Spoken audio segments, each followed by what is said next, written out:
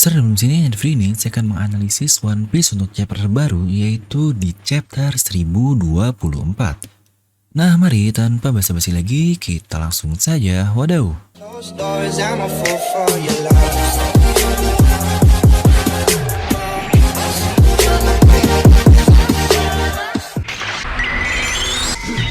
Nah seperti biasa sebelum lanjut ke video ini jangan lupa untuk subscribe dan juga nyalakan bel notifikasinya ya.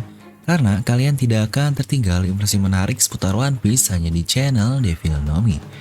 Terpastikan sebelum kalian komen apapun, kalian menonton video sampai habis, jadi tidak ada informasi yang miss dan juga yang setengah-setengah. Sebelum itu, saya mau ngasih tahu juga nih, channel Devil Nomi sekarang udah ada loh di Spotify, alias ada podcast channelnya, anjay. Karena ternyata banyak banget di kolom komentar yang ngomong. Di situ dilihat-lihat banyak juga yang suka nge-save video YouTube channel Devil Nomi ini hanya buat ngedenger audionya doang dan jadi teman tidur. Aduh, bener-bener dah. Jadi untuk mempermudah, saya buat untuk versi podcast alias audio sajanya ya. Dan itu sudah ada di Spotify agar lebih simpel dan hemat kuota untuk mendengar bahasan channel Devil Nomi. Yuk bareng-bareng kita ngomong dulu. Wadaw. Oke, kali ini seperti biasa kita akan membongkar tuntas One Piece di chapter terbaru yaitu di chapter 1024. Dimana untuk cover nggak perlu dibahas lah ya karena berisi karakter dari Popularity Poll versi 2 saja yang bisa digabungkan dengan chapter lalu. Nah di sini kita masuk ke halaman utama dulu. Sejujurnya banyak sekali hal menarik dari perkataan Usopp ini. Pertama, dia berkata yang nyambung dengan orang-orang yang pingsan karena Hausoku tersebut. Dan dia juga bilang bahwa itu adalah ulahnya. Yang kedua, dia menyebut dirinya sebagai Usohachi, sang pemburu makhluk buas atau Beast Hunter. Oke, kita akan bahas dulu yang pertama. Ini adalah kebohongan kedua Usopp terkait dia yang mempunyai Hausoku no Haki.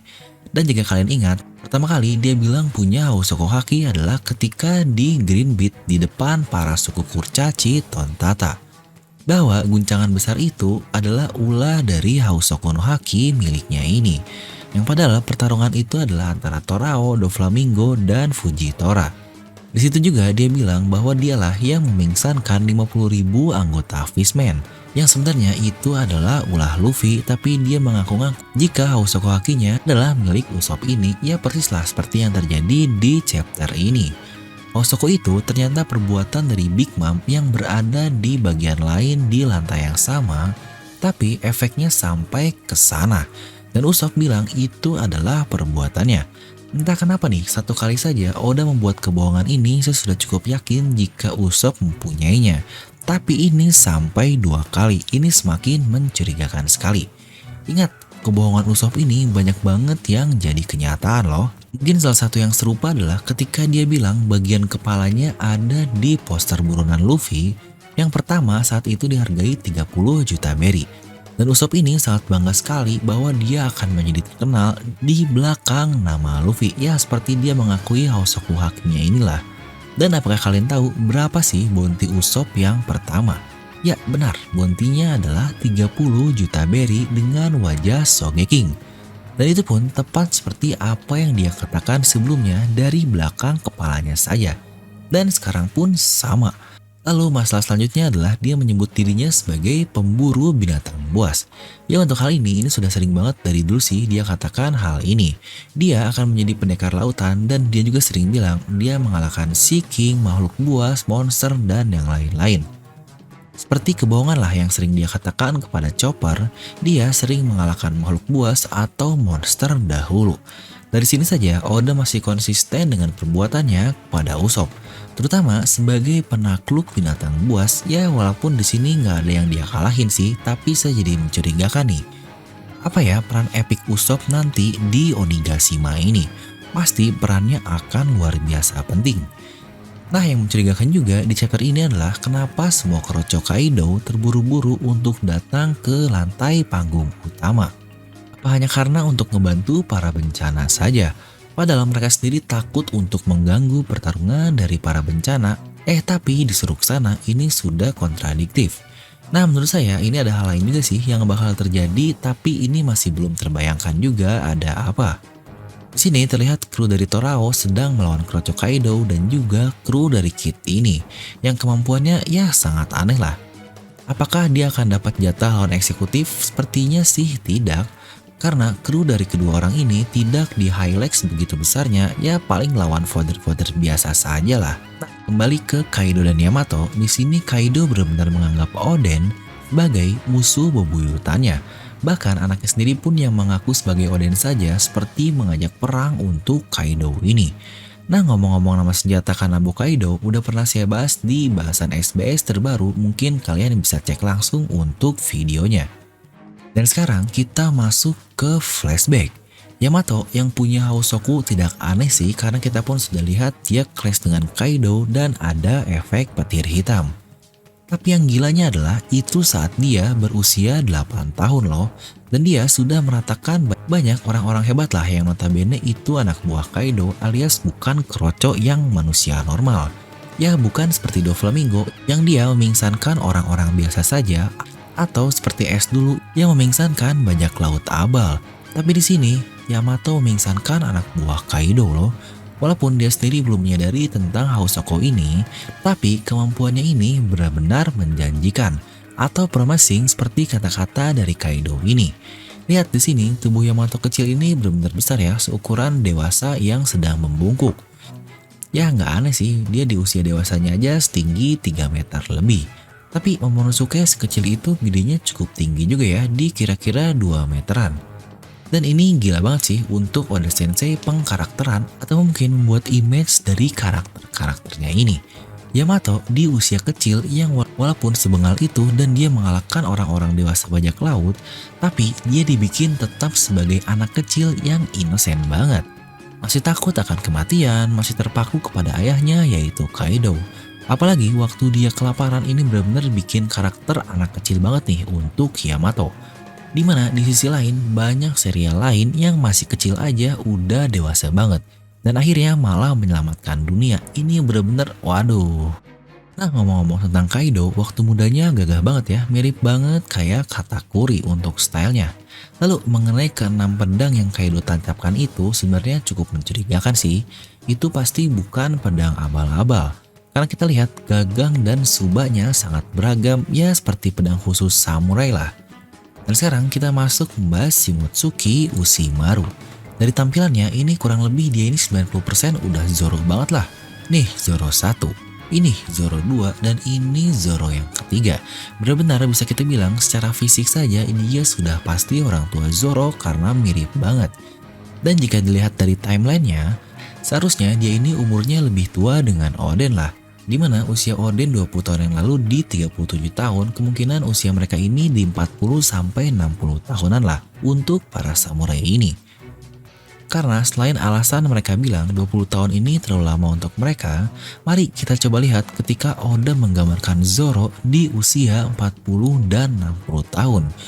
Waduh, bukankah di usia 40 tahun, Zoro sangat mirip sekali dengan Ushimaru sampai ke level, wah ini keren banget lah. Ya sebenarnya untuk hal ini pernah saya bahas sih di video khusus tentang Zoro, tapi mungkin akan kita coba rekap dikit nih. Jujurnya saya sudah cukup curiga sekali kepada Zoro, kenapa bocah antah berantah seperti dia yang asal usulnya tidak jelas sama sekali bisa mendapatkan pedang Wado Ichimonji yang notabene itu adalah pedang pusaka dari keluarga Kuina. Jika Zoro ini hanya rival dari Kuina saja, itu sangat tidak masuk akal sekali kenapa Kaushiro memberikannya.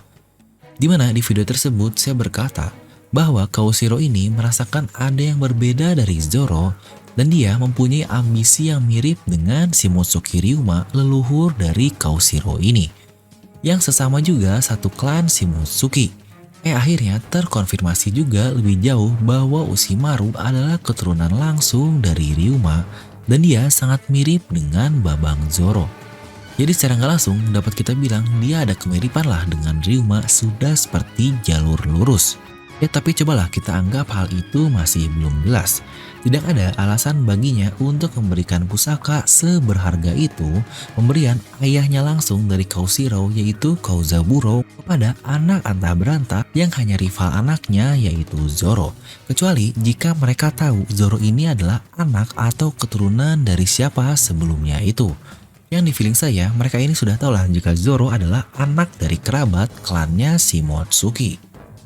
Dimana di video teori lain saya berkata, jika Dragon lah yang membawa Zoro ke pulau Shimotsuki ini dari Wano Kuni.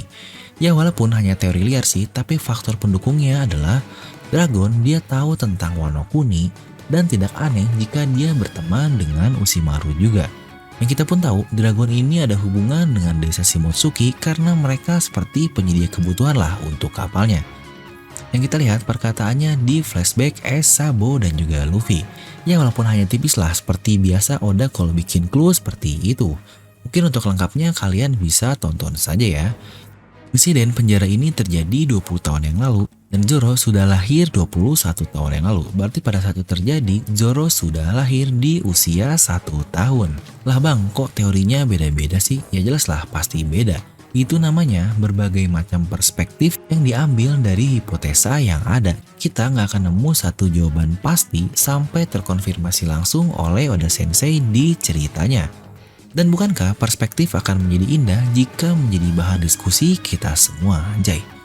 Nah, mengenai isi jurnal dari Oden ini sebenarnya sangat mencurigakan sih. Ketiga samurai ini berarti dia tahu tentang sejarah dunia loh. Dan masalah sebutan luar biasa yaitu Daikengou sudah saya bahas di video review, mungkin bisa kalian lihat lagi. Nah mungkin yang mau saya bahas sedikit adalah, dan banyak juga ternyata dari kalian yang sadar, yaitu samurai dengan muka panjang di kanan ini, bukankah ini mirip sekali dengan Denjiro atau Kyoshiro? Apakah jangan-jangan dia ini ayahnya ya? Ya menurut saya tidak aneh juga sih jika dia ini ayah dari Denjiro. Bukankah Denjiro ini adalah salah satu samurai yang sangat hebat sekali? Bahkan Zoro pun mengakui kemampuannya sebagai pendekar pedang yang mumpuni. Dan jika dia punya ayah sebagai samurai terkuat di Wano Kuni yang bahkan disebut sebagai Daikengou, ya jelas masuk akal dong. Dan untuk satu karakter samurai ini saya sudah coba ulik berkali-kali masih belum nemu nih. Kira-kira siapa ya orang ini dan ada hubungan apa dengan orang ini? Kayaknya nggak mungkin sih jika dia hanya karakter lewat saja bahkan disebut sebagai Daikengou. Jika kedua samurai ini hanya lewat aja, ngapain Oda nunjukin ketiga samurai? Bukankah cukup dengan menunjukkan Shimotsuki Orochimaru saja, tapi kenapa harus ditunjukkan dua samurai lain? Yang berarti Oda sedang menggiring benang lain ke serial ini. Ryuma 1 pedang, Orochimaru 2 pedang, dan Zoro 3 pedang, anjay banget. Lanjut kita masuk ke duel antara Raime Hake, Yamato, dan Kaido yang terlihat setara. Oke, ini bener-bener gila banget sih. Dengan itu saja sebenarnya sudah bisa kita nobatkan secara langsung Yamato di present time. Ingat, ini di real time ya. Untuk saat ini saja, jika join menjadi bajak laut topi jerami sudah masuk jadi yang terkuat. Wah, pasti langsung banyak haters nih. Yalah bang, dia kan bukan karakter utama, masa lebih kuat dari Luffy dan Zoro? Wah apa dong, gak jelas nih. Ya untuk manusia-manusia subjektif seperti ini memang susah sih kalau diajak debat karena ya namanya juga sudah subjektif.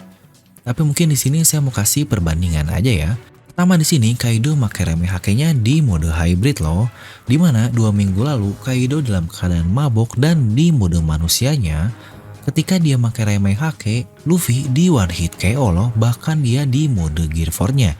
Ingat di mode manusia dan habis mabok one hit KO. Waduh, ini benar-benar jauh sekali. Dan setelah latihan 2 minggu, ya dengan latihan yang sesingkat itulah, kita lihat saat Kaido menggunakan lagi Raime Hake-nya, Luffy tidak beradu menahannya alias dia hanya menghindarinya saja dan itu pun terkena sedikit. Jadi sejujurnya di perspektif saya, kemampuan Yamato ini seimbang menahan Raime Hake dan di mode hybridnya sudah sangat luar biasa. Toh di saat Luffy baru bisa menginfuse Hausoku ke serangannya dan Zoro bahkan tidak sadar jika dia pun bisa menginfuse Hausoku kakinya, di sini Yamato sudah bisa dan clash dengan bapaknya. Wah ini sih sudah next level banget. Nah mungkin itulah yang akan saya bahas saja di analisis untuk chapter kali ini karena ya udah cukup panjang juga nih. Mungkin kalian bisa langsung tuliskan pendapat kalian di kolom komentar di bawah. Dan buat kalian juga yang ingin merchandise channel Filmnomi, kalian bisa langsung klik link di deskripsi video. Dan seperti biasa, semoga kalian terhibur dengan video ini. Like aja kalau kalian suka, dislike kalau kalian suka, jangan lupa untuk subscribe dan juga share video teman kalian. Gue The Film pamit and I'll see you guys next time.